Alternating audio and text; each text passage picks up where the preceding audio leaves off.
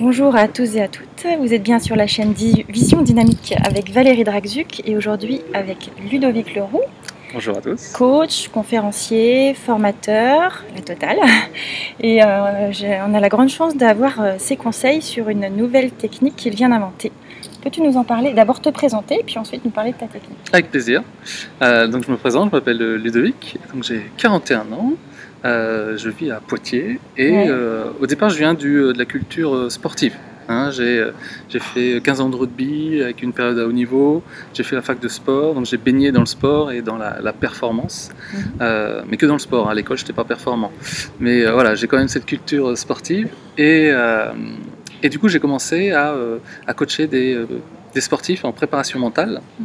Et puis ensuite, j'ai continué avec la formation en neurosciences, et ce qui me permet aujourd'hui voilà, d'être coach, conférencier en entreprise et toujours préparateur mental de sportifs de haut niveau.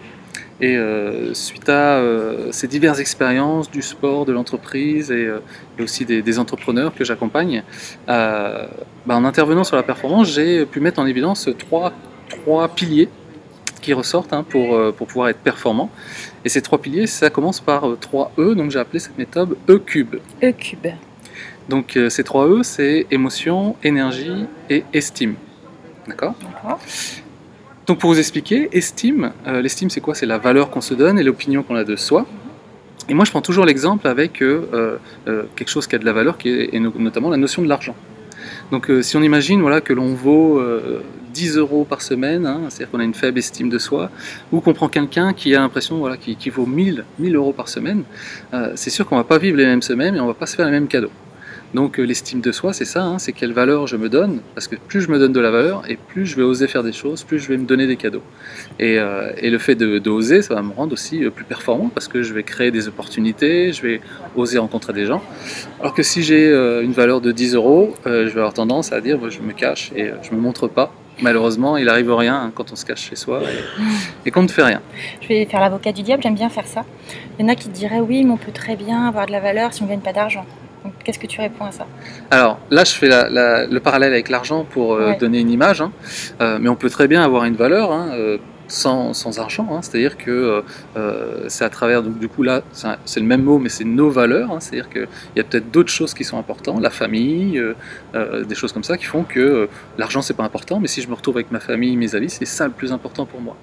Mais ça donne une bonne estime de soi, parce qu'on est dans ses valeurs aussi. Donc ça donne de la valeur à ce qu'on fait. Donc plus on est dans quelque chose qui nous convient, et plus on a de la valeur. Mais il faut avant tout se donner sa propre valeur soi-même, sans avoir besoin des autres, déjà. Hein. Et donc de se dire que je peux avoir confiance en moi, j'ai une bonne image de moi, j'ai de l'amour pour moi. Et déjà ces 3 points, ça permet d'augmenter son estime de soi. Hein, donc la plupart des gens, soit n'ont pas confiance en eux, n'ont pas une bonne image d'eux, n'ont pas un bon amour pour soi, rien que ça. Hein. Et malheureusement, on ne peut pas donner ce qu'on n'a pas, donc vaut mieux commencer par soi, hein, s'aimer soi-même pour ensuite aimer les autres. Et ça nous permet voilà, d'avoir une bonne estime de soi. Sinon, on va être dans le manque, dans le besoin, et on va rechercher ça chez les autres pour monter notre estime de nous-mêmes. Ouais. Mais l'estime de vous, c'est vous qui devez la créer. Hein, ça n'a rien à voir avec les autres, c'est vous seul. Donc ça, vous devez créer votre propre richesse. Donc ça, c'est le premier, c'est l'estime. Deuxième, c'est l'énergie. L'énergie. Hein, parce qu'on ne peut pas avancer sans énergie. Donc si on n'a pas d'essence dans sa voiture, on n'avance pas. Et l'énergie, c'est important parce que ça va engendrer de nombreuses choses dans la vie. C'est-à-dire que plus j'ai d'énergie, moins j'ai de stress. Plus j'ai d'énergie, plus je vais oser aussi. Hein, je suis sûr que ça vous est arrivé voilà, d'avoir une très bonne nouvelle, quelque chose qui arrive, et tout d'un coup, cette énergie-là, ça me met dans une action, un mouvement que j'aurais peut-être pas fait autrement. Ou au contraire, je suis fatigué, et en étant fatigué, je veux qu'on me laisse tranquille, je m'isole, je me renferme. Donc la notion d'énergie est importante pour s'ouvrir et du coup pour aller vers l'avant et être performant. J'avais vu une conférence de toi où tu nous parlais de la musique pour se mettre en énergie. Ouais, parce qu'après il y a différentes façons de se mettre en énergie. Il y a des choses qu'on connaît déjà comme l'alimentation, le sommeil, le sport, il y a les relations aussi.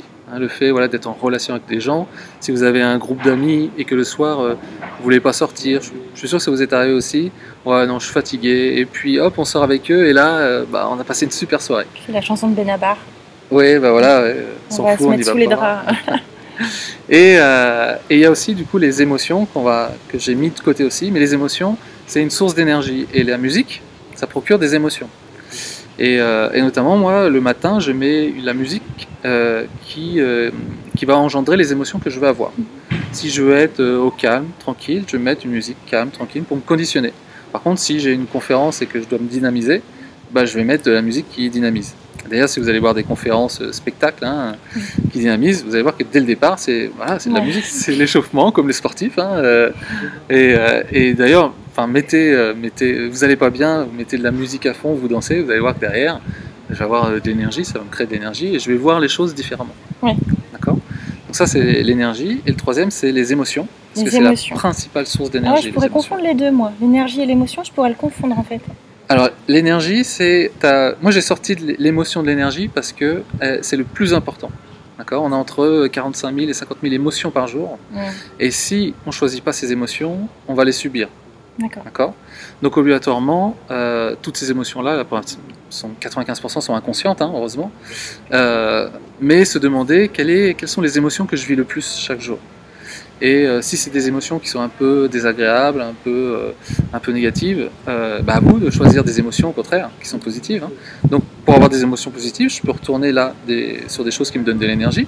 Je peux avoir des émotions positives avec l'alimentation, avec le sport, avec les relations. Le sommeil aussi, une bonne nuit de sommeil, on se réveille le matin, on est content, on a bien dormi. Et puis après, il y a plein d'autres choses qui donnent des émotions, mais l'essentiel c'est de se dire chaque jour quel type d'émotion je veux aujourd'hui, et c'est moi qui vais aller les chercher. Oui, parce que par exemple, on peut avoir du mal à s'endormir aussi avec une émotion. Ouais. Et on a du mal à se régénérer sur l'émotion puisqu'on a mal dormi. C'est un peu un cercle vicieux. Exactement. Donc après, il y a des techniques pour gérer ces émotions-là, comme la cohérence cardiaque, des choses comme ça qui permettent de neutraliser les émotions, s'endormir. Après, vous pouvez aussi, en fonction de l'émotion, si c'est une émotion hyper positive, parce que demain il y a un truc qui arrive et je suis excité, c'est moins grave, parce que c'est de l'énergie. Par contre, si c'est des émotions négatives sur des soucis, un examen, ce qui est bien, c'est de le noter le soir. Voilà. Les négatifs. Si l'événement qui arrive nous puise de l'énergie et qu'en plus on a mal dormi, voilà, on est au plus bas, ce qui génère du stress, parce qu'on n'a pas d'énergie, comme on a vu tout à l'heure, et du coup je perds de la lucidité, je ne sais pas quoi faire. Donc pour éviter de perdre cette lucidité, on va le préparer la veille, et on va noter tout ce que je dois faire. Parce que la veille, je suis encore un peu lucide. Sur quoi je dois me concentrer, sur quoi je dois porter mon attention. Avec des sportifs de haut niveau, c'est ce qu'on fait. C'est-à-dire que quand il arrive, je sais pas, les JO, le jour J, je vais être tellement dans l'émotion que je risque d'oublier des fondamentaux, des trucs basiques. Et on voit des sportifs faire des grosses erreurs, mais parce qu'ils ont oublié ça. Donc ils le notent, même s'ils le savent, parce qu'ils le font tous les jours. Ils le notent, et avant, ils doivent se répéter, voilà, je fais ci, je fais ça. 2 ou 3 choses. Et dès que vous avez un événement comme ça, c'est de se dire, voilà. Moi, souvent, une conférence, je me dis ma première phrase. Je me répète ma première phrase, même la veille. Et je me dis, dans quel état tu veux être ? Je veux être plein d'énergie. Et puis, je m'imagine la fin. Comment ça s'est passé ? Voilà, ça s'est super bien passé. Et je note tout ça, et je ferme, et je m'endors. Et ça facilite le fait de s'endormir, parce que c'est comme si un peu on l'avait déjà vécu, et que ça s'est bien passé. Ça tombe bien, tout à l'heure tu as commencé à en parler un peu, je voulais te demander des exemples justement, donc tu as parlé des sportifs de haut niveau. Est-ce que tu as des exemples de la manière dont tu te sers de cette technique de E-Cube? Tous les matins, moi je me prends dans ma routine 5 minutes où je prends estime de soi, c'est-à-dire parce qu'on peut être fatigué, on n'est pas obligé d'être toujours performant, mais si je suis fatigué mais que j'ai quelque chose d'important à faire, je mets estime de soi, donc à côté de l'estime, c'est confiance en soi, image de soi, amour de soi. Confiance en soi, c'est être capable de. Donc je mets, est-ce que je suis capable de faire ce que je vais faire ? Oui, bien sûr, je l'ai déjà fait plein de fois. Ok. Ensuite, image de soi. Donc, est-ce que j'ai une bonne image de moi ? Mais oui, j'ai eu des retours, des compliments, des choses comme ça. Donc c'est bon, ça marche. Amour de soi, là, ça concerne que moi. C'est, est-ce que je m'aime ? Oui, je vais être bienveillant avec moi. Même si je fais des conneries, au contraire, c'est pas grave, c'est bien, c'est marrant les conneries. Et du coup, je me mets dans une forme de jeu. Ça va être un jeu, d'accord ? Et J-E-U. J-E-U, voilà. Parce que si on n'est pas dans le jeu J-E, on est dans le jeu J-E. J-E égaux. Voilà, donc dans le jeu J-E-U. Du coup, estime de soi, je suis en train de me dire, mais pourquoi tu es là ? Qu'est-ce que tu viens faire là ? Je viens contribuer, partager, donner quelque chose aux autres. D'accord? Et ça m'apporte de l'estime, de la valeur. Parce que c'est important pour moi de partager. D'accord? Donc il faut se reconnecter à ces valeurs, à des choses qui sont importantes. Hein, vous pouvez, il y a un truc même tout bête des fois que je donne, c'est si pour vous la famille c'est important, le fait d'apporter de la sécurité, et que vous faites un travail qui est un peu redondant, c'est de se dire tous les matins pourquoi je fais ça. C'est pour apporter de la sécurité aussi, j'oublie pas. Oui, que ça aide à passer un certain cap, quelquefois un peu difficile, voilà. Se focaliser sur l'important qui peut être de survivre parfois. Et oui, tout simplement, parce que ensuite je vais me reposer la question, voilà, est-ce que je veux changer de voie parce que ça me plaît pas, mais à moyen terme, de se dire aujourd'hui je le fais. Et moi c'est ce que j'ai fait notamment pour mes formations en coaching, où à l'époque j'avais pas les moyens, et j'ai dit je vais prendre un boulot à côté. Et c'est le seul, à part le métier que je fais, que j'adore aujourd'hui, hein, mais à l'époque c'est le seul métier que j'ai fait où j'étais motivé le matin et j'y allais en sifflant. Parce que tu savais que parce que je savais à quoi ça servait. Donc c'est important de se le rappeler parce qu'on l'oublie. Hein, généralement quand je vais en entreprise et que je vais accompagner des gens dans les prises de poste, au départ ils sont motivés. Hein, quand on a un nouveau boulot, on est motivé. Qu'est-ce qui fait que 3 mois, 6 mois après, on n'est plus motivé? C'est qu'on a oublié la raison pourquoi on était là. Au début, on est motivé parce que peut-être on sort du chômage ou ça nous change. Notre corps l'a oublié. Tu parlais d'énergie, mais oui, tout à fait. Ouais. Ces émotions qu'on avait, tout ça, on est tombé dans une routine et le corps a oublié ce que ça pouvait procurer de positif. On est en action, donc obligatoirement, on est dans une nouvelle incertitude, quelque chose qui est nouveau, on va apprendre. Donc on est, que ce soit le cerveau ou le corps, on est en mouvement. Hein, on apprend des nouvelles choses. Alors que si on est chez soi et qu'on ne bouge pas, on stagne, on ne fait rien de différent. Hein. Donc c'est important voilà, dès le départ donc de noter et de ne pas oublier pourquoi je fais ce que je fais. Ensuite, l'énergie, comme je vous dis, moi j'utilise la musique. Et vous pouvez même utiliser, il y en a qui le font, ça prend pas beaucoup de place, c'est des petits trampolines où ils sautent dessus et en fait ça fait bouger tout le corps. Et vous faites ne serait-ce que 3 minutes de trampoline, vous allez voir, vous allez ressortir, et vous allez être en plein d'énergie. C'est ce que fait Anthony Robbins, par exemple, pour ceux qui connaissent. Ah, j'en ai pas entendu. Oui, c'est vrai. Avant chaque conférence. Mais je pensais qu'il avait un immense trampoline. Non, il a son petit truc, il trimballe, d'accord. Il fait du trampoline et il a une machine qui vibre. Anthony Robbins sur un petit trampoline, non, en fait, c'est pour ça. Il touche le sol. Ça. Non, mais par contre, il a une machine qui fait vibrer. Oui, comme un power plate. Ouais, voilà, c'est ça, power plate. Et il fait ça avant. Et quand il arrive, il est plein d'énergie. Et puis le troisième, les émotions, c'est je me donne dans ma journée toujours 3 ou 4 moments où c'est moi qui vais choisir les émotions que je veux. Par exemple, des fois, je pars en déplacement, je suis à Poitiers, je pars à Clermont. Et à Clermont, le soir, je suis dans la chambre d'hôtel, je suis tout seul. Il n'y a rien de très passionnant, je préfère être chez moi avec ma femme, ma famille. Et je prévois toujours, par exemple, une clé USB avec des séries ou des films, des choses que j'adore. Ce qui fait que dans la journée, comme mon cerveau est en train de se projeter à la soirée, il est en train de se projeter là-dessus. Et il n'est pas en train de se dire oh, ça va être galère la soirée, qu'est-ce qu'on va faire. Non, je vais faire un truc bien sympa qui va m'apporter des émotions, qui me procure des émotions. Je les choisis déjà avec une autre émotion que celle que tu as déjà. Ce qui fait que dès le matin, mon cerveau il se dit tiens à 10h ça va être sympa, on va faire ça, on va appeler un copain, on va rigoler. Après le midi je vais manger avec un tel, ou même des trucs tout bêtes, hein, il fait beau, tiens je vais aller dans le parc avec un sandwich et avec de la musique et ça va me poser, ça va être calme. Après en fonction des émotions que vous voulez, vous pouvez imaginer n'importe quelle situation, mais il faut aller chercher les émotions que vous voulez.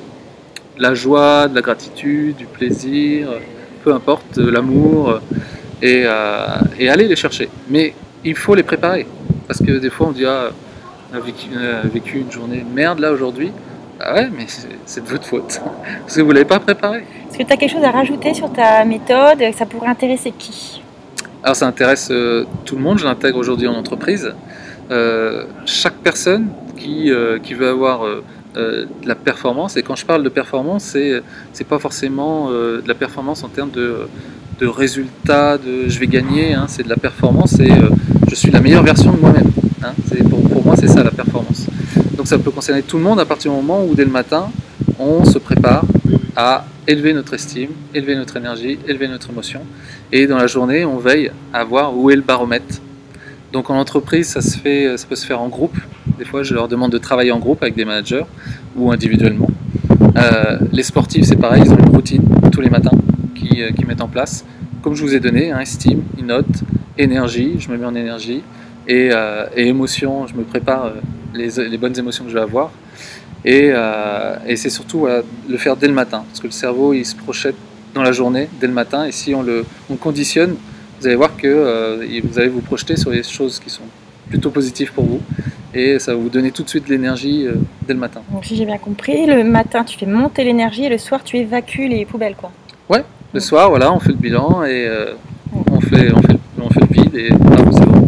Le lendemain, on repart sur une nouvelle journée. Et ce qui est important, juste rajouter au niveau de l'énergie, c'est que vous n'êtes pas obligé d'avoir de l'énergie au top toute la journée. Par exemple, là je viens en train, j'ai eu 1h30 de train, dans le train je baisse l'énergie.